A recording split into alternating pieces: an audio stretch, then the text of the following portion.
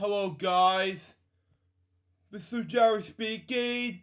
Welcome to episode 11 of, book reviews. And today we'll be doing, to read chapter 10 of Street Game, The Complete History of Sesame Street by Michael Davis. So let's read it now and see what we got, shall we? See what we got. Yeah, excuse the, I just did earlier in the video. So let's do it anyway. Anyway. How many pages were on?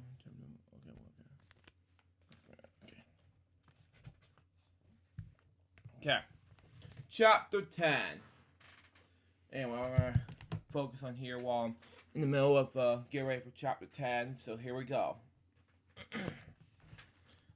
At the Times the next day, Jack Cole, we pronounce it, followed his coverage of the Children's Television Workshop press conference. With a newsy column of television notes that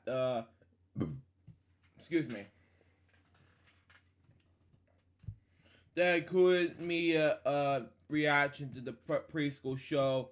Michael Dan, vice president of the Columbia Broadcasting System, okay, means CBS for short, hailed the workshop as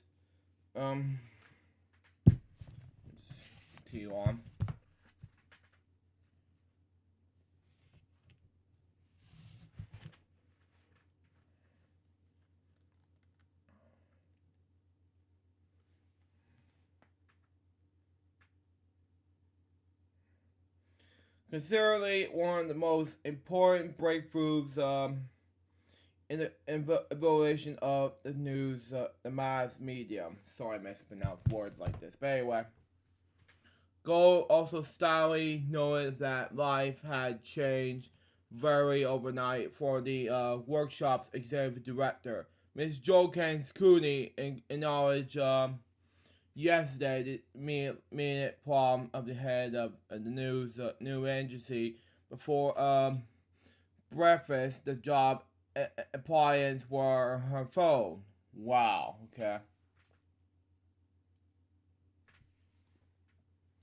He didn't know what others might make of Gold's story, but that more than all Dave Connell could do was shake his head. This isn't any way to do a television program than that could go in to appeal to kids. Connell thought it was a lovely idea, but they are going to blow $8 million. Wow. Okay. He also he all but gag over the mention in the Times about the show having a panel of economic advisors. Wow. It's going to be debated to death. He prohibited, we pronounce it. No way could producers be expected to churn out 130 episodes and have the time and patience to deal with a capital company looking over their shoulders. Life have improved. It means, we pronounce this word. Mrs. Dury, that for Connell, after bailing for Robert Keyshed Associates to join Ken Steyer Enterprises, a Santa Barbara, California-based independent film and animation company that had just established an office in Manhattan. In his new promotion, Connell split his time between New York and Los Angeles. Okay. Initially flying out in the twin-engine private aircraft he owned and piloted. I was extremely happy for the first time in the 10 years. He recalled later. Connell's income rose and his stress had level dropped, and I agree with that.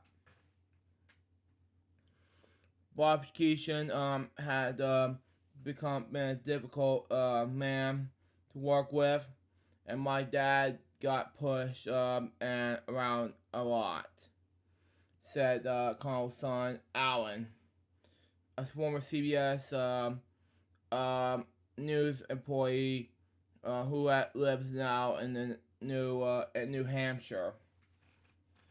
But Keeshan was pretty upset with when Dad left, and I probably disagree on that big time. Carl did spend much time with his wife and 3 children as their suburban New Jersey home.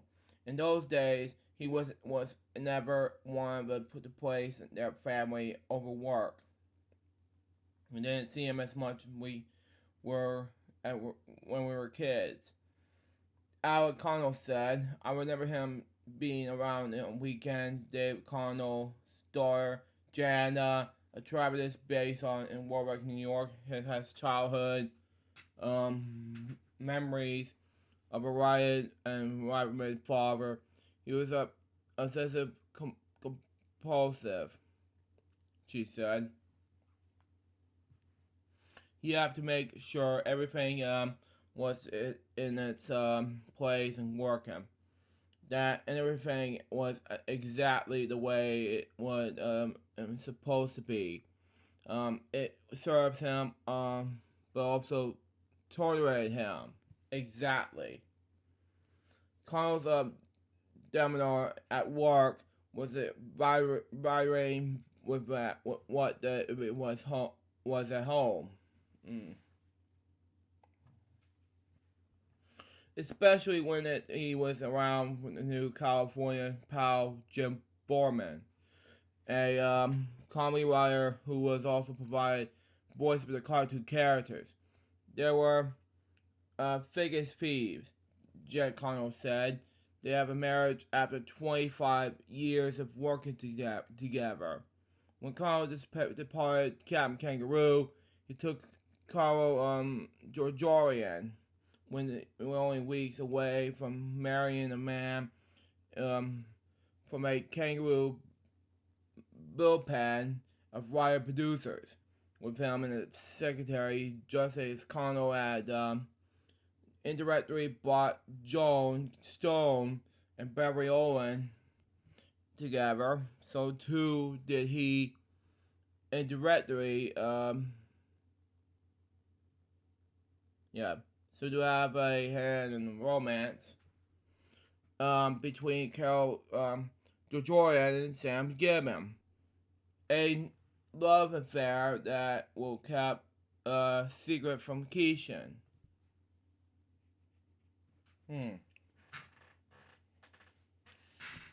Keeshan was a terrible tease, Gibbon said.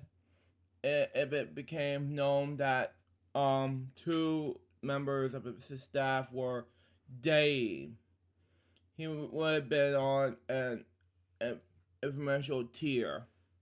Upon arriving back in the office one mid-afternoon, Connell was surprised to find a pig while you were out. Message to call Mike Dad of CBS. What on earth could you be about? He wondered. Oh my God, yeah. Connell's name and phone number were in fact at the top of the list of names of Dan's death. A ranking prepared by one of the 14 vice presidents who serves under him. In fact, Connell had been a topic of conversation that very afternoon at the ground floor, the Elmet Street level restaurant at Black Rock, CBS headquarters, and 6th Avenue and 52nd Street. Wow. Sorry, the phone's ringing in the background. But anyway, Silverman was a young man on the make, but in those days, his demand was limited. To be charitable, his interest in young viewers was criminal, drastic, and pragmatic, way you pronounce it. To him, children was an unseen pajama demographic. Wow. The serial eerie number crushers that he was paid in to lure to the screen. Of course, Silverman was hardly the only children's programming executive in the 1960s and 1970s. The place matters of commitments about matters of content. Nevertheless, he did create the CBS Children's Film Festival, which indirectly linked Cuckoo Friday Ollie to Sesame Street. And he did, next page,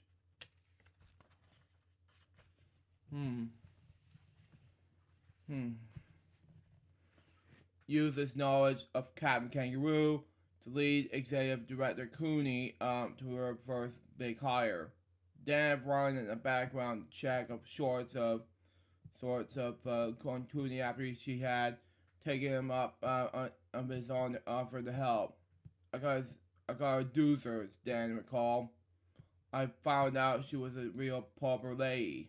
Wow. Hang on, let me close this. Okay. Got it. A little bear girl from Australia, Arizona, but I also realized that she had no background whatsoever in programming. What she had was a concept, he said. One that happened to appeal to him in a powerful and profound way. At the time, the 47-year-old programming executive was undergoing a congress of science, nagging hours about, excuse me, I misspelled, but anyway, self-doubt robbed him of sleep and churned acid of his gut. While he had been responsible for much of his quality programming that is on once distinguished CBS at the Tiffany Network. Wow.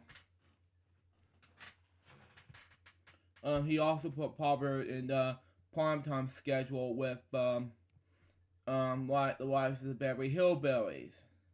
Good show, by the way. Popular but waitlist shows that is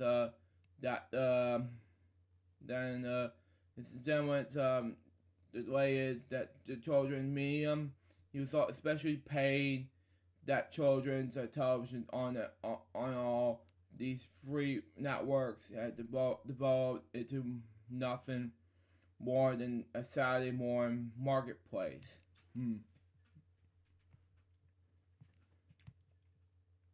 developed plastic toys, super sweated cereals, and marshmallow dome cupcakes, zapped with preservatives and Thomas and shrink wrap. Wow. I wrote a note to Joe and pick up the phone when she called, almost out of a sense of guilt. Dan said, I have 3 young children of my own at home. I knew the networks, mine included, were putting on such an awful programming for them. After 20 years of network television programming, the appeal for it had begun to wane. Wow. Dan had once aspired for write comedy, began his career at NBC in 1948. Around the time of the debut of Howdy Doody, he worked on the classic musical adaptation of Peter Pan with Mary Martin, Dave Carey's Wild Wild World, and on the launches of the Today Show and Tonight shows as well. As program-in-chief of CBS, he championed the Defenders in 1961 to 1965. Wow. I never heard of the show, but we'll see what happens. The Rachel Rose written courtrooms drama featuring the father and son legal team of E.G. Marshall and Robert Reed, and the much acclaimed East Side, West Side 1961, which with George C. Scott as a New York social worker. Dan brought Leonard Bernstein's Young People's concerts into the home screen, along with a Charlie Brown Christmas so lame nowadays. And the 1966 staging of the death of the salesman with the Lee Jacob as Willie Lowman, excuse me. Misspoke anyway. But Dan felt that these achievements were overlooked. The primetime mix, for which he had also responsive. The director of sitcoms My Living Doll and The Former Cowboy. Way to pronounce this word. Jamarian Strip, okay? Medical, the doctors and the nurses, and the dead programs such as Mannix. It's cool enough. The Eagle, let me just go back to this where it came from. But anyway, the Eagle, sort of shows business has taken its toll, as well. Okay, that's cool enough. Okay, I was too close to the camera, but anyway, with no small around scarism, he once said, for 20 years in the action world of the networks, I've been involved in many critical torment problems that shook the nation to its very roots. Wow. Such issues as how to spend Jackie Grayson's golf cart, and how to build Daddy K's dressing room on the top of the television city. Wow, this is cool. Yeah. Okay. By the spring '68, Dan was in a downward spiral. Okay. The only thing I knew was for sure parades, which I addition to. He said the AC Nation comedy was my Lord Master. Okay. He was aware of all this, which may be why Cooney's quest to test the postal professional television group. But so alternative. After a call, I have staff meeting to talk about how we can help her find an executive producer, saying I want you to be the list of names of value to this project. This ain't in order. That's when Fred Sullivan said, "Why not Dave Connell?" Connell have departed Captain Kangaroo, and CBS is the best of terms. Leave a legacy of solid of the best will work. Okay. During the launch of the ground floor, and to the point, Dan told Cooney that the greatest sorry facing her was you don't know what you don't know and all of the unknowns, and the most important was that she needed to find an executive producer familiar with volume producing, excuse me. If she hoping told to shoot for him 30 episodes of a show without kneeling over. It's run a sausage factory, as Dave used to say. Joan remembered. You need to find someone who knows about how to make the sausage. Cooney was insensitive. She was always miss our first choice as number 2. Sad, no. Having a third to be executive producer slot to George Desart, the clever chap who was first made the inspired suggestions of using the same approach. Madison Avenue used to sell soap and to sell the alphabet and to little kids. To his credit, Desert felt that he was not the right candidate and told her as much. She was surprised, not the least, because she had no second choice. But Dan and Sylvan did. Dan was on to explain on their own volume producers had the supervisor organizational skills and temporary way to pronounce it, to keep one eye on the day's shooting schedule and the other on tomorrow's, next week's, and next month's. The volume producers is the studio, what plant managers of what the widget factory. The smoother and more effort do, immediately flying, the better the producer and the happier the work force. Then suggested David Connell as a proper, well-educated man. Yeah, and I agree with that. Who had all the acquired skills and a volume producer and the steering task track record of children's television. He offered to call him as soon as he got back to his office, as Cooney gratefully accepted. Next page. How many pages left we got? 2. Okay. A lot of pages. Okay. 4, 6. Okay.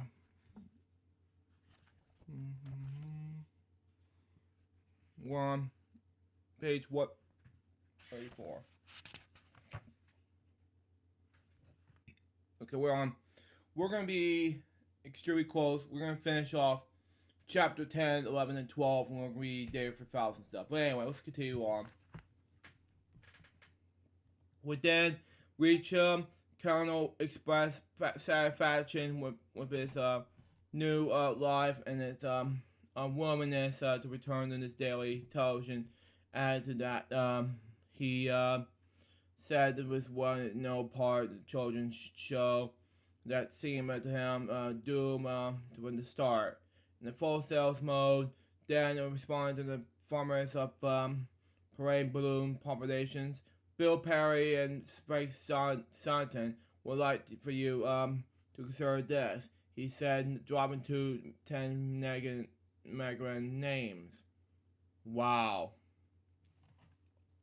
Did Connell really believe the two tie-ins of broadcasting rose from their phones and pointed to the very anonymous guy and black frame glasses sitting on a tiny desk?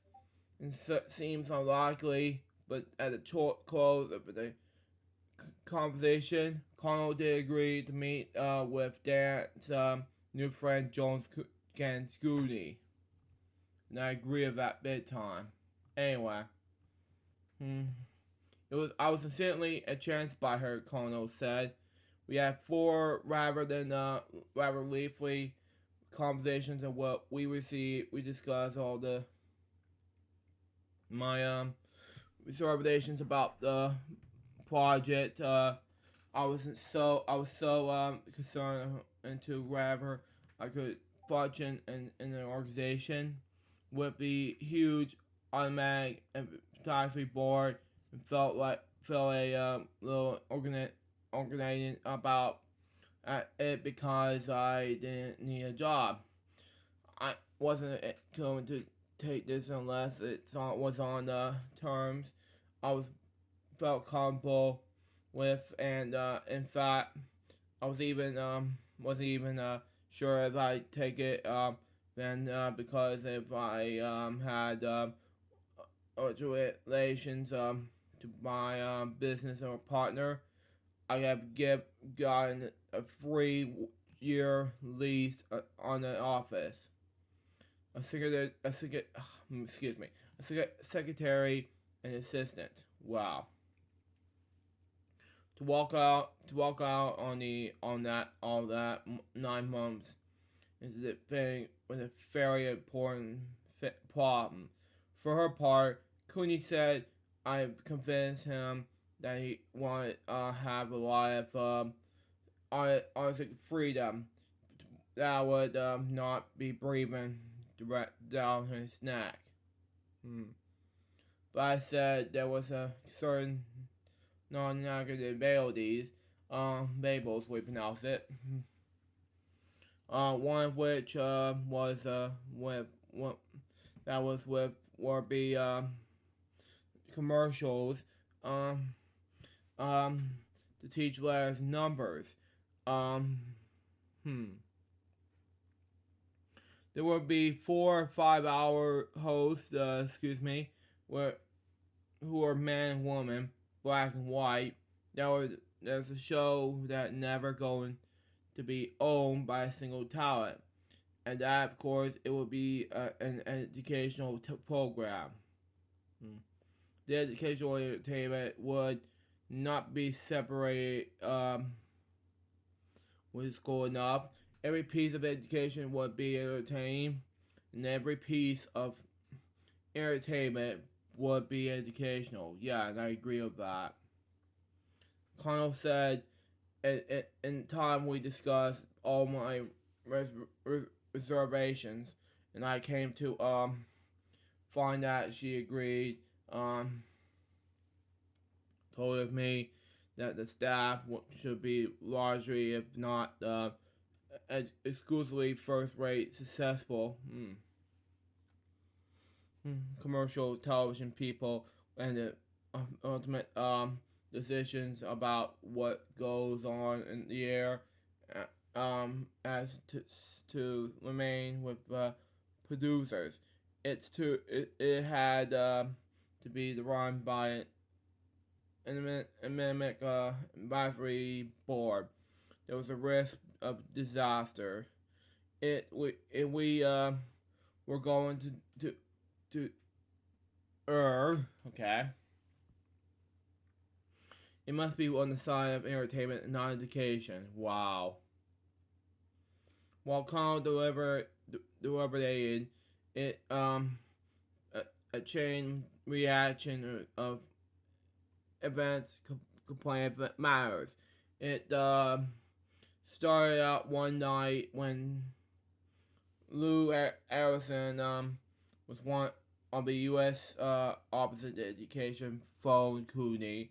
At home, she remembers Hoffman saying, "My friend Tom Westman tells me the most creative guy in creative children's television is John Stone." Cooney pleaded to have another lead candidate track down Stone as the frame of Vermont and family. In fact, Polly was asleep to a tiny room off the kitchen when Beverly picked up the phone and handed it into John, we pronounce it. Cooney's call found Stone in the time mutual parental bliss. Wow. He was joyously fond of his wife and of 2-year-olds, and equally embarrassed with his sweet-faced daughter. Wow. By then it was striping on the tools belt and at the and Camari, we pronounce it. And one essence up to the house. Wow. Okay.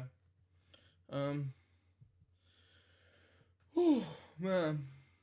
By night, it was development and action adventure series based on the experience of Arthur Allen and the Green Mountain Boys after announcing a plan in early 1968 to adopt Morris and Ingalls Wilder's Little House books for a television window, and an executive at Harper and Row informed him that Michael Land had only weeks earlier scheduled rights to the series. John, Beverly, and Polly were splitting their time between an apartment they kept in New York and the house in Sandgate. I was bringing in the pendant here, and the triple there was with sundry jobs.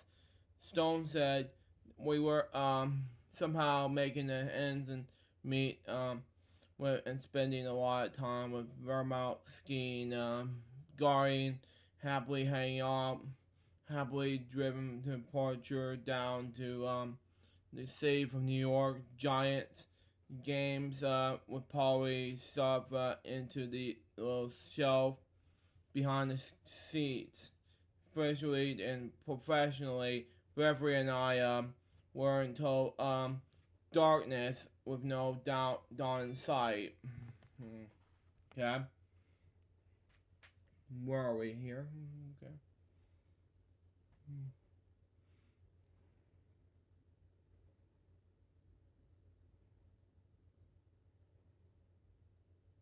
Okay.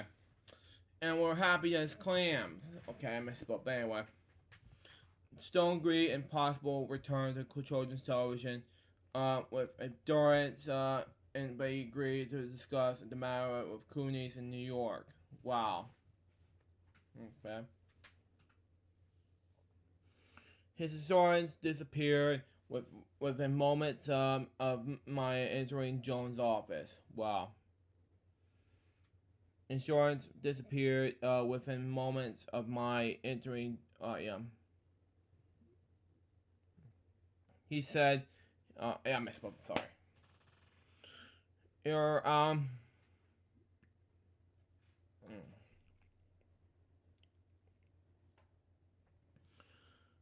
her accommodations, we pronounce it, for our subject was congratulations, and I was immediately captured by this gentle domino of a woman.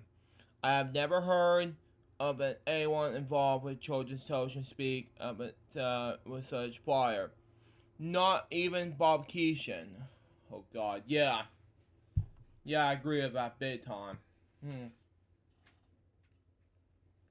Whose commitment to the Paramount and the medium was famous. Wow, okay. Jones spoke earnestly of the good this program might be doing by some of the experience out in the society, and closing some of the grievous gaps in the exits in the education system. Okay, Stone returned to Vermont and triggered with some of the possibility of applying his years and experience in television toward an effort to assist the less fortunate and after years of hustling for working television, it was satisfied to be a purser instead of a purser. Okay, good enough. The second event involving Stone's former roommate, Stan Gibbon. Wow. That dashing Prussian grad, song stylist, lady killer, Kuniev and defying Gibbon as a target for hire after meeting him through an instruction from writer Linda Gos Goblin. Um, Cooney sensed that Gibbon was not suited to the role as his area producer, and I agree with that. But she was equally certain that his seriousness of purpose, good humor, and experience with just what Children's Television Workshop, next page, was okay,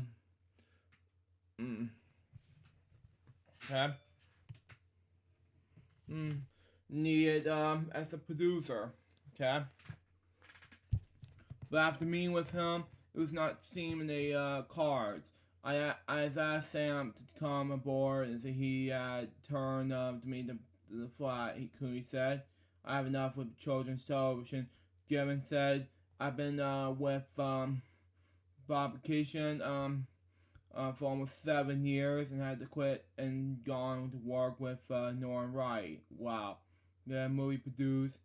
I thought I graduated into grow up media. Very happy in the issue with me because I've sort of burned out on Captain Kangaroo. In that edition, he was about to be married and looking for happy paid with children's television top offered. In the weeks that followed, Cooney remained in contract and using Gibbon in the soundboard. It was only person I could call on who knew both Dave Connell and Joan Stone. I can call him in agony. We probably have 2-hour-long conversations while I was seeing those two guys. Sam was immediately helpful. Yeah. With Gavin, she learned on the bad blood between Dave and John. Dating back to the drunken night when the kitchen table of the Christ Costello's Steaks house suddenly went into the party of 5 to the party of the 3. It was sad. Connell, executive director of Captain Kangaroo, had Black Bob Keishan, and Stone took in his slight that Connell and married with man with children didn't jump out of the cliff with him. Given praise Connell management skills, intelligence savvy, his character and reality, we pronounce it. There was nobody in the business that who had more experience with children's television. Nobody who had worked on the show with the concern for kids that Kangaroo had. Nobody who was more in sync with the spirit of Children's Television Workshop than Dave. Wow. Gibbon said, "Also, I hope if ever he got hired and couldn't get the movie produced, he might hire me. So I'm half slightly unsure more motive in the suggestion." Gibbon described Stone, his roommate of 7+ years, as a gifted writer-producer who was mentored with the studio. Jones very, very talented, but he was not an executive producer. Gibbon said, well, aware of Stone's stubborn resistance to authority. Gibbon cannot imagine Stone's negativity in the tricky wires of higher management. Yeah. Okay. Even as a rarity in the Mammoth started by Children's Television Workshop, however, it was easy to see how effective Stone would be in the mix with actors, writers, and directors. Not to mention cranky carpenters, cameramen, electricians, and grown men with sock puppets running up their arms.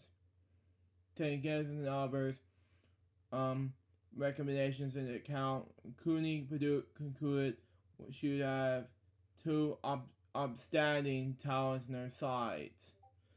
At some point, I had decided that it was had to be Dave as executive producer, and I have to get John on board as well.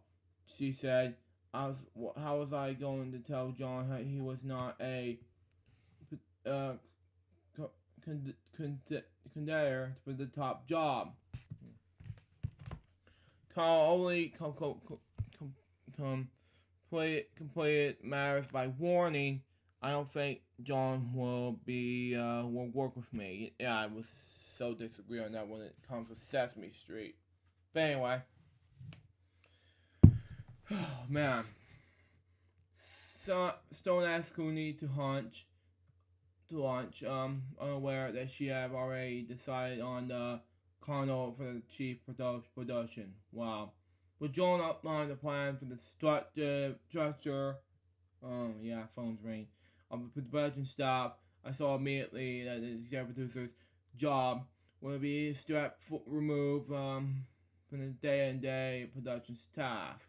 He said, I interrupted Jones' explanation to tell her that I really had no interest in the top job. That I really much happier to move more useful as producer level. And I agree with that. In the first days of Sesame Street, but turning this down without her having certainly presumptuous in my part. But if it was, yeah, I have to itch my hair. Anyway, moving on. If it was, where are we?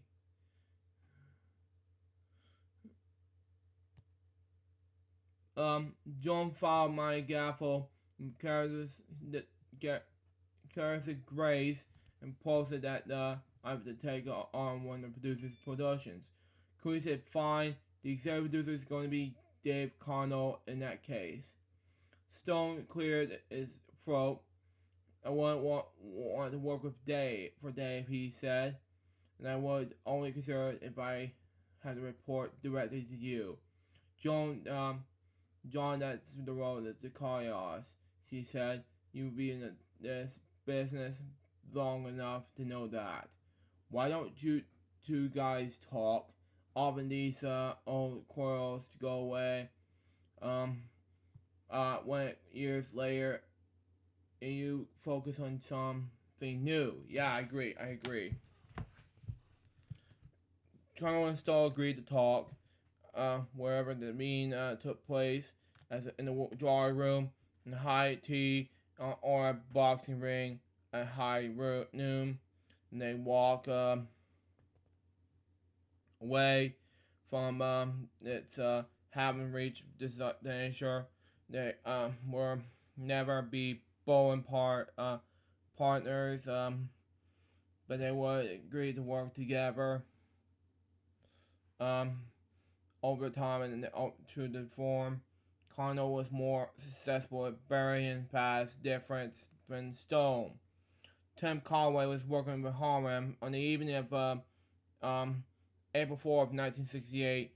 He was a conservative fight back and obviously group working to end this complimentary hiring practice in the construction trades. When the news broke that Martin Luther King Jr. has been assassinated while standing on the balcony in the motel room in Minneapolis, Tennessee, rioting broke in the back neighborhoods in New York and other cities. And I agree with that. It's sad. It was not safe to be a white man in Harlem that night, Joan Cooley recalled. The black conversation workers on whose behalf Tim was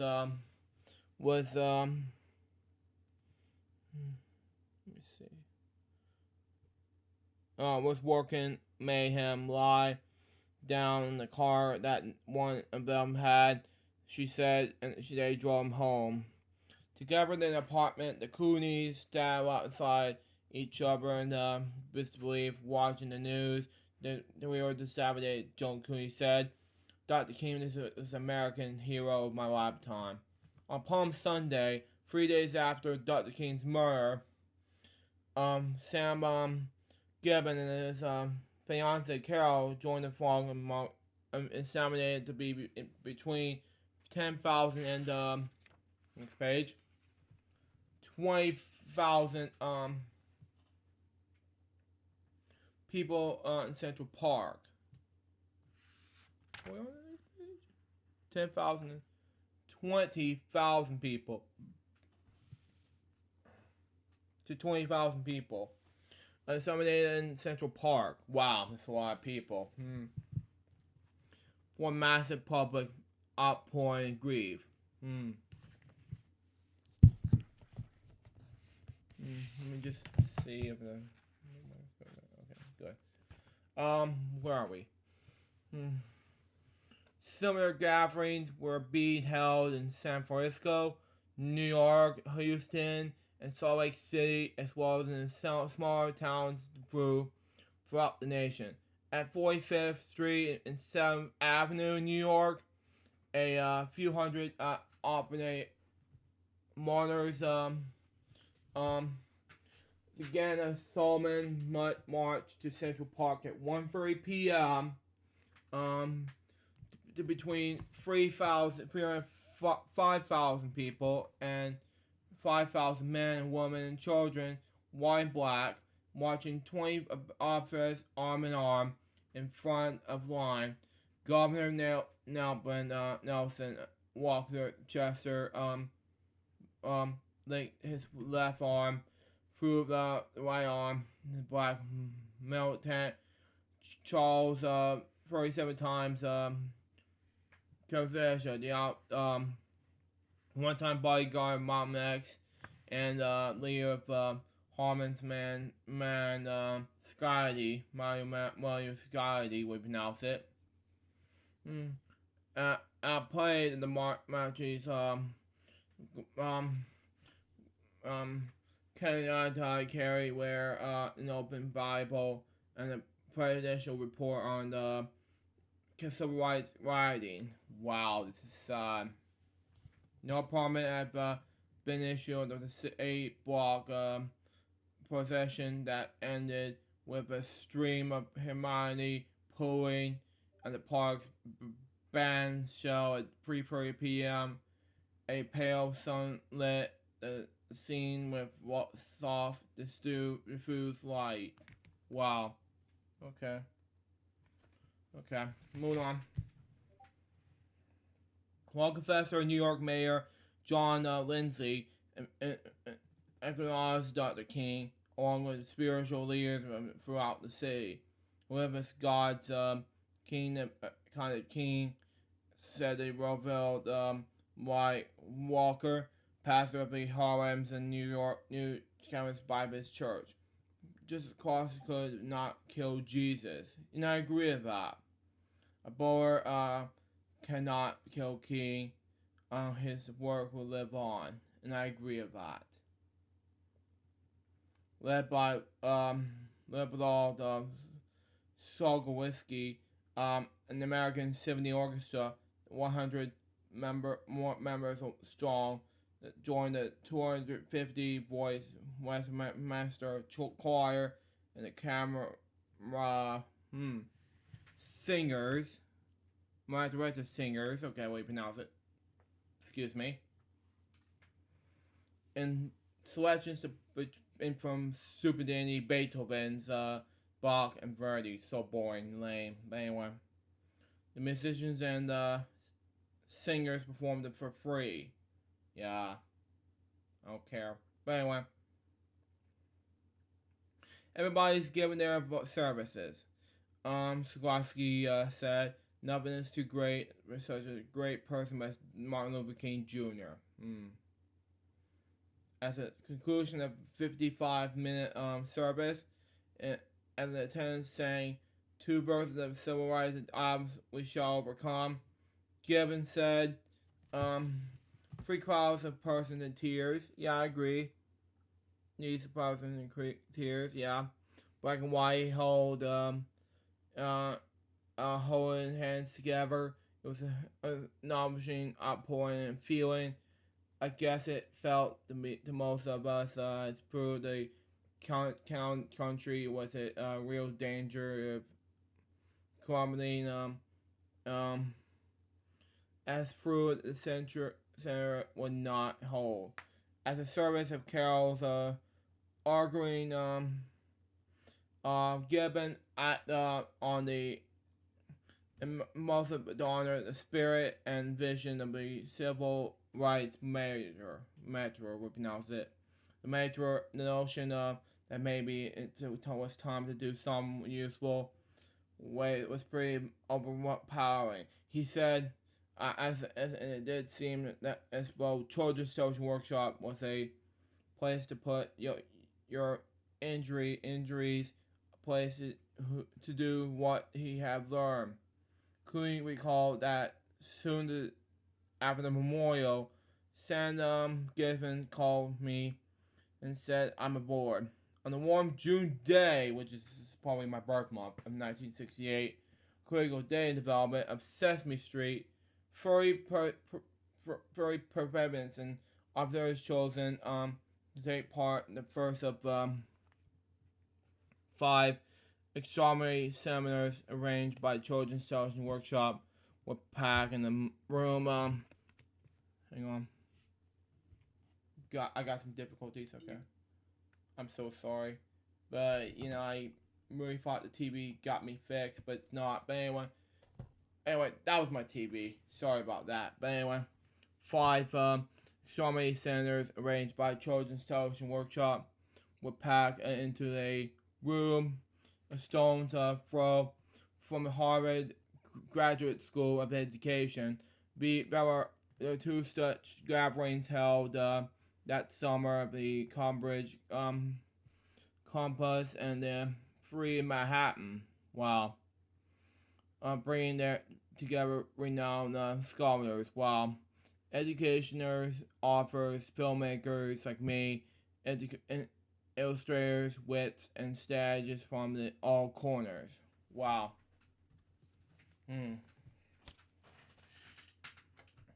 The goal was threefold: to extract expert opinion on which Sesame Street should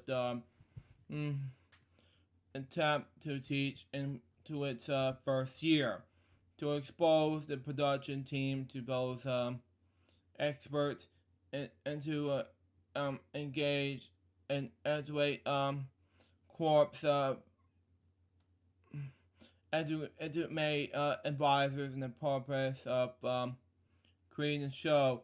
It was hoped that it was doing so, participants would gain a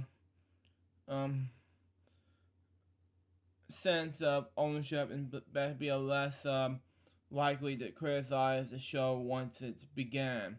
It felt to Jerry Lester, the chairman of the Children's Social Workshop advisory board, to keep the sessions productive and on point, relying on the charm and the ringmaster and the whip crack altruist and the lion tamer. Great pains have been taken to keep the guest list free of standards, blowhards and show-offs. Okay, Lester sought participants who could show eagerness or willingness to think hard about television for children, a topic that many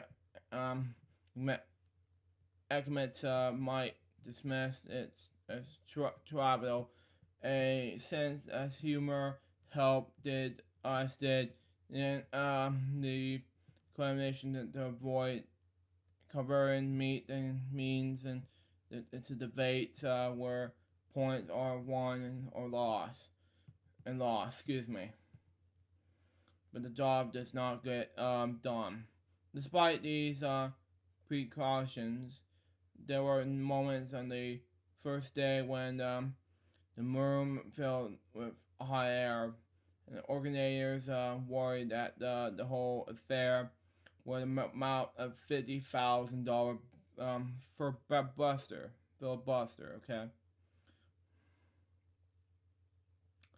Okay, there was real reason to expect the Simmers would be productive, said Daniel Orgreave would pronounce it as Harvard Research Associate for the who were working under Lester at the time. Wow. Okay then.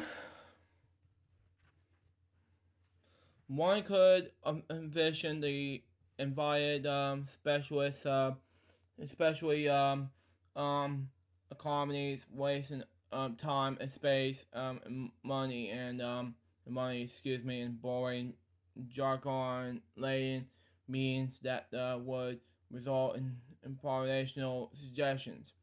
Particularly, none of the specialists would have any experience in television, so how could it be helpful? Okay. New team of executive producer Dave Connell, producer head writer Joan Stoll, and producer Sam Gibson approached the seminars with varying degrees of skepticism. But in Leicester, they found an aggressive, accessible, con-gathering degrees and congenial, researcher who had experience and interest in television. Yeah. Okay. That he spoke their language, helped to force a bond of mutual respect. Even before the seminars began, once they did, the skeptics display, more pronounce it. Jerry would come into their means of gray beards from all over the country, while and Dominic's who were Dominic's to defend their turf and fighting with each other. Gibbons said he had taken off his cost, loosened its tie, and rolled the sleeves up, and he would introduce everybody and would say something about next page 140. We're going to finish up 6 more pages and we'll wrap things up. Well, 5 more pages, excuse me. 6, yeah. But anyway. Their work.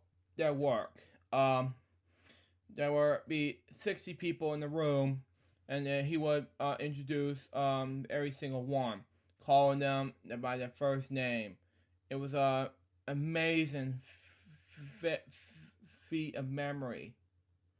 Professional titles were out of window, and he said any good idea is of good any other good idea, and I agree with that.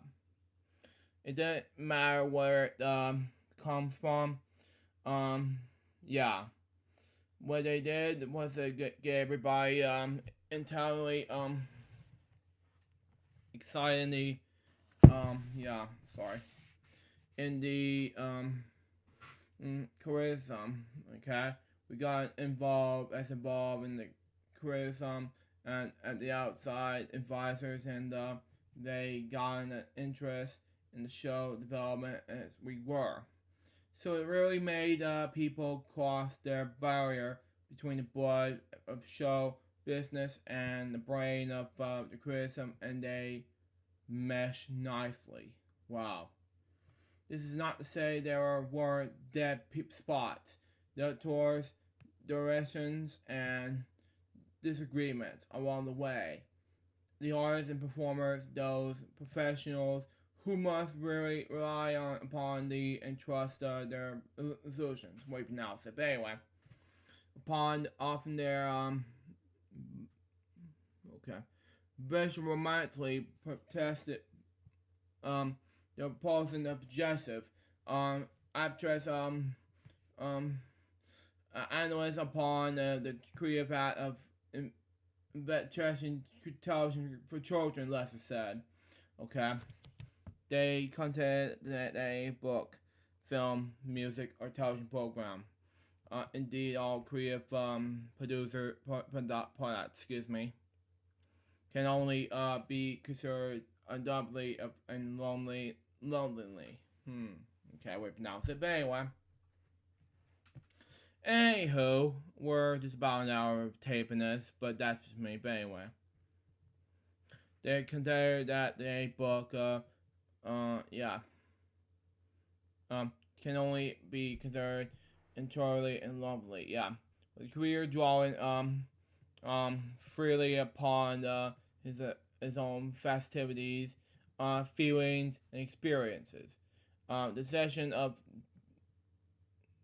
deliberate thought and methodical plan analysis destroys the naturalness that must be nourished in the product. The timing of these protests was unpredictable, but they often occurred when they appealed to academies, when the society was not only the creative product but the child himself, dividing, classifying his mind and heart into medical representations, cognitive process, and self-concept. Lexically called temporary archimesis. Their lower compartments, blood pressure, academies and educators, probably the thinkers and analysts, analyzers acknowledge the necessary intonation and deciding the creative mass materials, but argue that adding some elements of analysts and the dynamic don't really want to pronounce it, planning need not smoother but that necessary solution. The protests were skeptical of this compromise, but they also were eager in involving a stalemate. They agreed to that sense, but were mean not to engage and change thoughts about the goals of a children's television series. We should proceed in the unlikely hope that thought installations were not invalidly compatible, we pronounce it. There was no setting plan for the simulators, so Joan Stone arrived early to each session to sit with Maurice Sedok. Darling offer illustrative What the Wild Things Are, a book that contained only 338 words, but that has 12 million options. Published in 1963, Sedok's prominent graphical tale of Max, a womanless boy whose mother sends him into bed without his supper. He was held by some of the bold and final exploration of how the parent can get angry at the child and vice versa. Others assume that a child's age and his mother, and upon being punished, Max friend to eat her and it was inappropriate. And I agree about it. And it's just I saw the movie about it while I was in Mr. Blair's class. It was very interesting. Subject matter to the storybook. Charles Prowse's Bruno Belham writing in Lay's home journal criticized Sanek's for emulating the destructive fantasies in the child. Yeah, I disagree with him, but yeah. But anyway, I agree with Bruno. But anyway, Sanek's patience with some of the long-winded debates with many minimal way to pronounce it. Stone would call, which is good. which is a good thing. And to prevent his boredom, he drew dozens of X-rated cartoons, which is good. Expressing his opinion on the processing, I could watch over his short as he doodled. Wow. For the most part, his cartoons dealt with basic sex violence. And yeah, much as his published writing often do, the drawings were exclusive. The perfect sculpt to cut right, and the heart of the sometimes unbearably subtly decisions. Oh my god. Where are we? Drawing the perfect scale, the cut right, and the heart, and sometimes. Okay, that's where we are. My favorite, I guess, would be titled 1 Million of Educational TV. Okay. It shows a normal looking child watching television. Wow. And then yawning, then sticking his tongue out at the screen. The child grew more and more furious, hitting the set and his fist. Wow. Yeah, it's sad. Then attacking it with his hatchet, reducing it to this smoldering pile of wet wires and plastic, and finally taking out this tiny, not gonna say it, and peed on the whole thing. That was so gross. Sound portraits and drawings, from the seminars, including a classic, gave rapidly inspired sketch of a child pointing a drawn visual and his mother, while and baby sibling. A decision of television efforts of children's yield a sketch of an extraordinary child doing a war dance in the front of a hit into a grinning woman on television. This is sad. The boy's cat is hiding from the ceiling by its collar. I have green doodle and the ink and whiter color and paper all of my life. The Sendak once said, I recommend doing an excellent exercise in stirring up the subconscious. So, just as you would stir up some mysterious soup all week, the whole hoping it would taste good. So not happening at the moment. That's just weird. But anyway, Gary West's book about the development years of Sesame Street, he wrote that the stress of the seminars caused many of the participants to have little nervous breakdown moments when it got to be too much. Sam Gibbon was among them, and I agree with that. But anyway, I remember we were meeting in Boston to talk about kids' social and evident development, and Chester Pierce, who was in the Grace and Professor Harvard, and absolutely wonderful man who was important in the education of the staff, unloaded himself one day about what is like to be kind of a kid in inner city, what kinds of ors they live with, and the dangers of life and the dam of protests have ever emerged from it. He was saying the show would have to reflect the reality. Could be white beard, bread, yeah. Excuse me. It had to be reflect the reality of these children's lives. Excuse me. I listened to this all more, and the long image of show that was built in my mind was absolutely horrible. I couldn't imagine how this next page. Where are we here? were 4 more pages left. But anyway, Trojan show could reflect the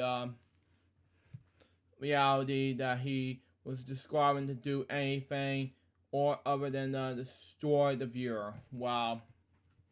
That was easy enough, but that's just me.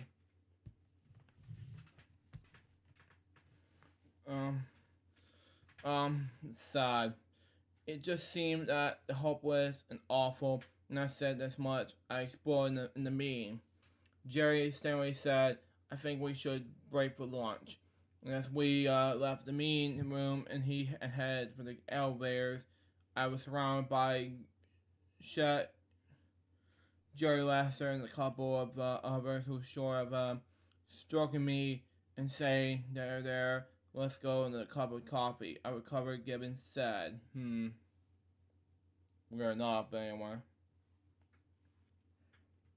Sharman at the third, developing at the mathematical numerical concepts and held as a wardrobe and was underway with Joan Cooney planning.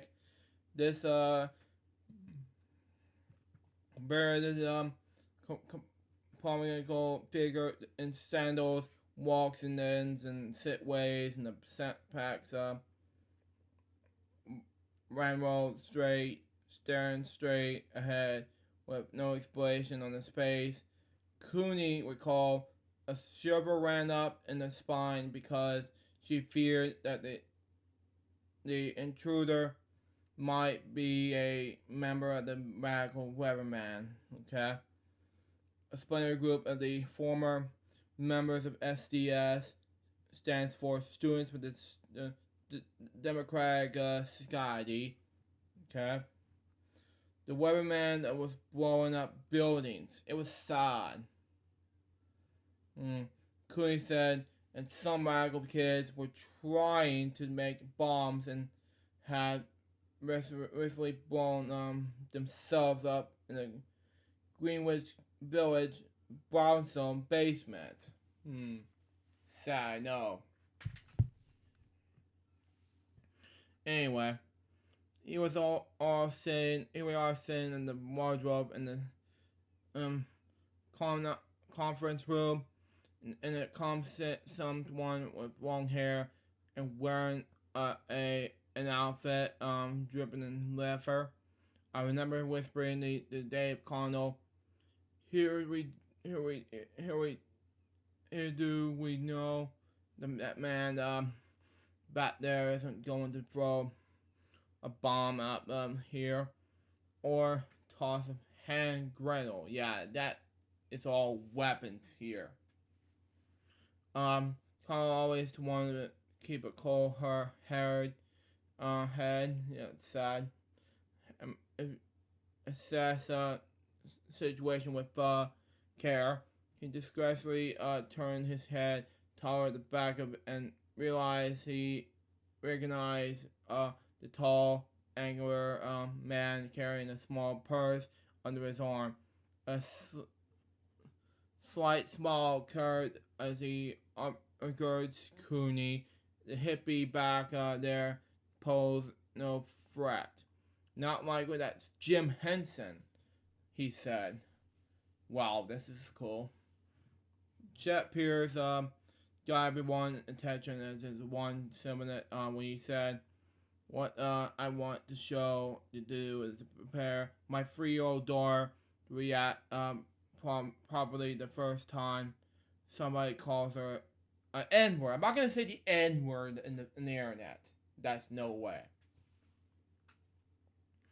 We were all shocked and didn't know quite how to react, Dave Connell said. It was a real confirmation. Yeah, I agree with that. Yeah. Shed's such a brilliant man. He was doing it to get issue on the table to discuss it. From the internal discussion came the discussion that the show would led the example. Yeah, by example. Yeah, there would be a great cast, but nothing would be done absurdly to draw attention to their society and harmony. The actors who regard each other with kindness, respect, and reverence. And I agree with that. Moving on. And don't ever tell this book to say the N word in the video. That just never happened to read this book. But anyway, when the seminars ended in August, Connell Stone Gibbon had received a crash course in child development, sexuality, and preschool education.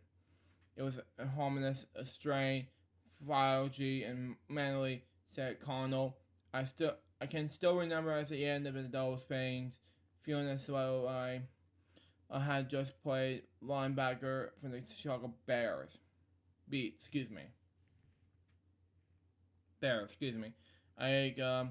After 3 days of those meetings, but it was terribly exciting. Of this, he was certain.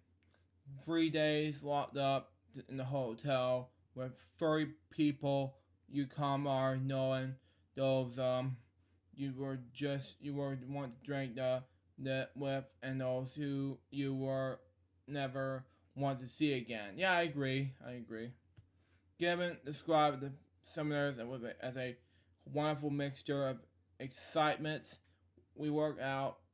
I'm not gonna say the A word in the video per se.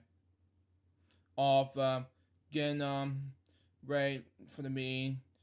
Going through the meetings and discuss that afterward. For me, it was an enormous high. Yeah, I agree.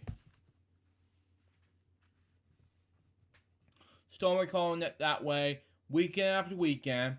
The idea and commercialized filled the room in dazzling confusion. Yeah.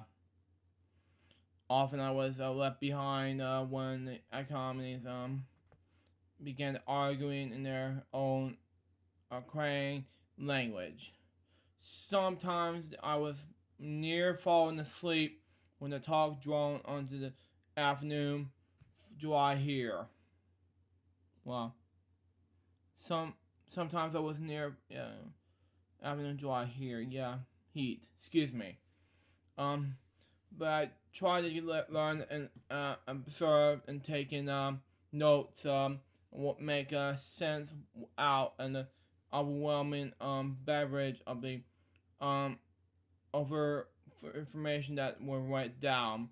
He said it was a summer of ordinary view and portion ever afforded, and I was about to find out it was only the beginning. Exactly. In attendance of two of the seminars with Edward L. Palmer. Excuse me, the man who took the longer trip of how to get to Sesame Street. Okay. When the Chosen Social Workshop was announced, I was finishing up my first year in Oregon for working the state system and higher education in a full-time research lab, he said. I was an assistant professor there, and I thought I was going to be the focus-based research on the children there, thinking of learning and publish. That was going to be my life. Now, I exactly agree with that. But a quick quirk of fate, he had taken a U.S. Office of Education grant to study what holds a child's education and attention to a television screen. The original researcher was an alcoholic. Wow. And he spent half of the money and had started the research. The Oregon people got him such health care and he needed, and they needed to have somebody take the study over. I was happy to take it, but I had to start from scratch because I didn't like his proposal, At that time, there was a lot of locally produced children's programs, like Jack the Engineer, or Tilly the Teacher, or whatever. It was going to do a comparison, put the two programs against each other, run them at the same time. Wow. Last 2 pages, and I'm going to stop right there to wrap things up. But anyway, moving on. What's all this getting here? Okay. Yeah, it was part of my boxing video back in 2013, but that's just the way it all started when I was reading this book. But wow. How did it come off the page? Okay. That's a sticker. I think it came off of the book. How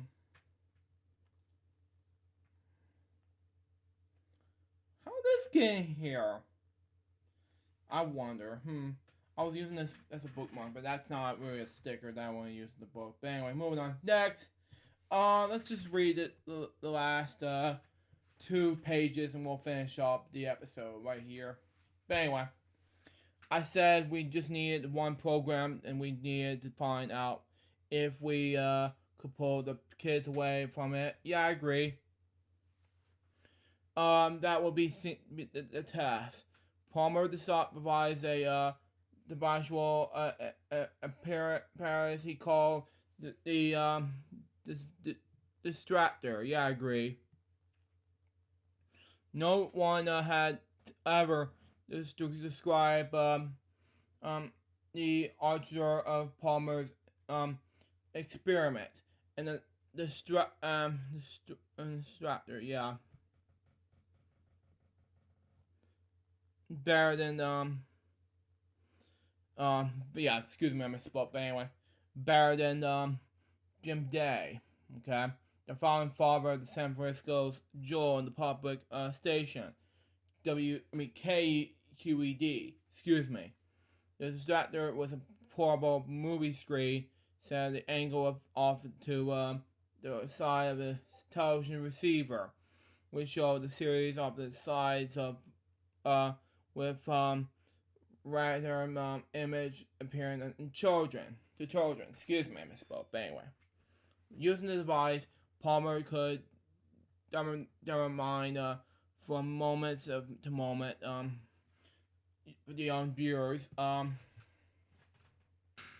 okay, attention to the program on the room in the tube. Okay, by changing the slides every screen 7 and 1.5 seconds and serving whatever the eye movements of the younger were on the screen on the tubes. Palmer developed an attention profile in each episode that we saw nothing and so much evidence which held the children's attention, what didn't. Around the time Palmer's delivered his findings to the U.S. Department Office of Education, the college, who know Joan Cooney, arranged to have a copy of the series put about soon to was sent to Oregon. Wow. I had all the credentials that would have been needed by someone who wanted to find out how much a television series could influence children. Palmer said there was a real natural affinity. I had a background in research and a PhD in measurement and research design. A program officer at the U.S. Office of Education recommended Palmer to Cooney, Morissette, and Lesser. Wow. Who were in the research director of the Children's Television Workshop. They were going to come out and visit my lab in Oregon. They were then the workshop began a series of summers playing seminars, and instead of coming out, I went to New York City and met Sam Gibbon and Dave Connell at the first seminar I attended, and was impressed by that they have been with Captain Kangaroo. And I have children who watches it. Wow. On the second trip to New York, Cooney have all but gave Palmer the job, but we have needed to pass much sir with Lester, the advisory board chairman. Ed Palmer was a bit only special science in the U.S. Other than just Jerry, who have studied children and television, and he was at right age. Wow. In the real life stage of this life, Cooney said Lester emerged beaming from in the interview with Palmer. A session Cooney said lasted 5 minutes. You don't have to look any further, Lester said to Cooney. Trust me, this guy is it. Cooney worked on the details. John Cooney was always honorary forthcoming, Palmer said. Wow. I took the job and the basics that we have to see what the research was going to work. We can have a good faith agreement to have it was working on the either side. We would give able notice and take care of things properly. That was the basics for him. I'm gonna just jump up with a family, 2 children, and come to from Oregon into New York. I took a 2-year leave from absence from my job, and never occurred to me, not glimmer, that children's television workshop would become a extermination for more and all that. I wasn't sure that an $8 million grant for children's television was an anomaly, and I thought, this is wonderful, one in a lifetime opportunity. Wow. So that was chapter 10. What do I think about this chapter? It was amazing. So far, this book, I have to read this completely, was a big success. Whew.